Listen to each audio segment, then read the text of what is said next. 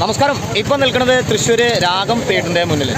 ഉണ്ണിമുകുന്ദൻ നായകനായി എത്തിയ ഏറ്റവും പുതിയ സിനിമ മാർക്കോ ഇന്നലെ തിയേറ്ററുകളിൽ വേൾഡ് വൈഡായിട്ട് റിലീസിനെത്തി. ഗംഭീര റെസ്പോൺസാണ് എല്ലാ തിയേറ്ററിൽ നിന്നും സിനിമയ്ക്ക് കിട്ടിക്കൊണ്ടിരിക്കുന്നത്.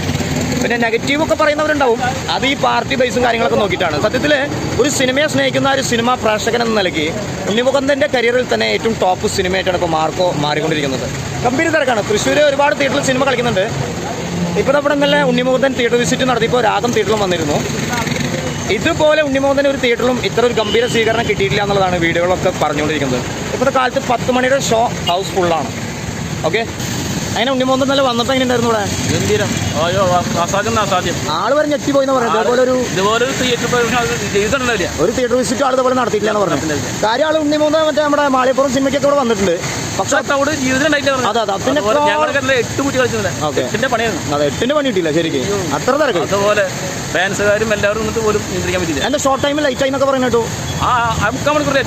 തിയേറ്ററിൽ വന്ന് പോയതുകൊണ്ടുള്ള ഈ മാളികപ്പുറം സിനിമ കണ്ടിട്ട് ആ ഒരു അയ്യപ്പനാന്നൊക്കെ പറഞ്ഞിട്ട് ഈ പടം കാണാൻ വന്നാൽ ഞെട്ടിപ്പോലെ.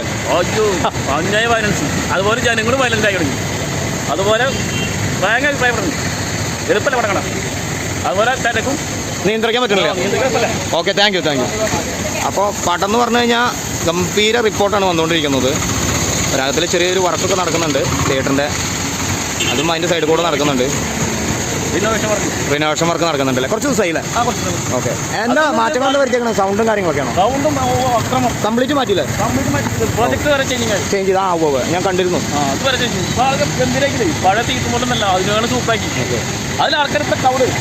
മാർക്കോല് ഷബീർക്കൊക്കെ അഭിനയിച്ചിട്ടുണ്ടല്ലോ തൃശ്ശൂര് മമ്മൂട്ടി ഫാൻസിന്റെ. ആളെപ്പോഴും കൂടി ഉണ്ടാവുമല്ലോ ഈ ആദ്യം അഭിനയിക്കുന്ന ഒരാൾ പറയില്ല. അതെ, അത്രയും സൂപ്പറായിട്ടുണ്ട്.